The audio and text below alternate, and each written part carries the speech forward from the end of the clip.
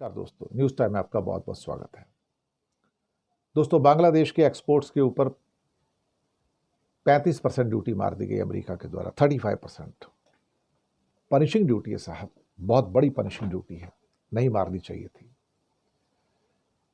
बांग्लादेश बहुत सारा सामान चाइना से खरीदता है और डॉलर में पेमेंट करता है। डॉलर आते कहाँ से हैं? डॉलर अमेरिका से आते हैं। अमेरिका में गारमेंट जाता है सबसे ज़्यादा उसका, तो वहाँ से डॉलर कमाता है, वो अपना गुजारा चलाता है।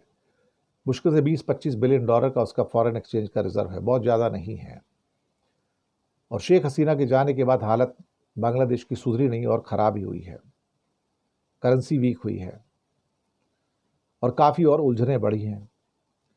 लेकिन अमेरिका को शायद एहसास हुआ, जो मैंने कुछ एक्सपर्ट से बात की तो बताया कि मोहम्मद यूनुस की सरकार चाइना की ओर बहुत झुक रही थी, जो अमेरिका को पसंद नहीं आया।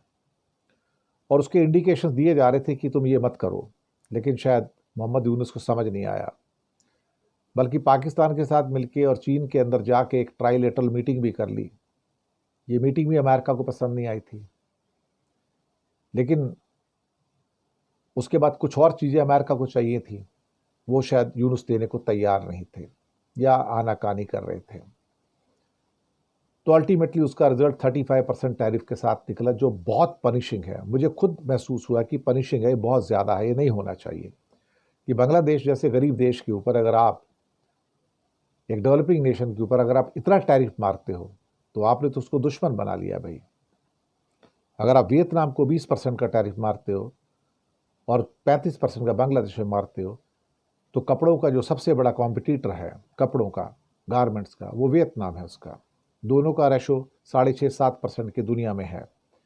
तो आप उसको एडवांटेज दे रहे हो, तो वियतनाम को एडवांटेज मिलेगा और बांग्लादेश को डिसएडवांटेज मिलेगा। पर मुझे समझ में नहीं आया कि क्या बांग्लादेश की सरकार ने ट्रंप से बातचीत नहीं की थी?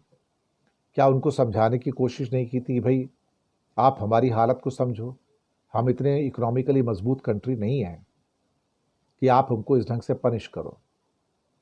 लेकिन ये पनिशमेंट बहुत ज़्यादा हो गई। ये मैं भी महसूस करता हूँ कि बांग्लादेश को जो पनिश किया गया 35% टैरिफ से, ये बहुत ज़्यादा है। और बांग्लादेश जैसे एक डेवलपिंग मुल्क के लिए 35% क्यों लगाया जाना, किसके लिए?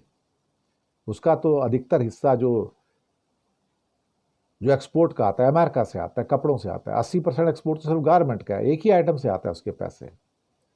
अधिकतर माल तो चाइना से खरीदता है, तो उसके डॉलर में पैसे देता है। लेकिन डॉलर कहाँ से आएंगे? डॉलर अमेरिका से आते हैं जब एक्सपोर्ट होता है कपड़े वगैरह का। लेकिन अमेरिका ने अच्छी खासी चोट मारी है। बातचीत करनी चाहिए उनको, मसला सुलझाना चाहिए।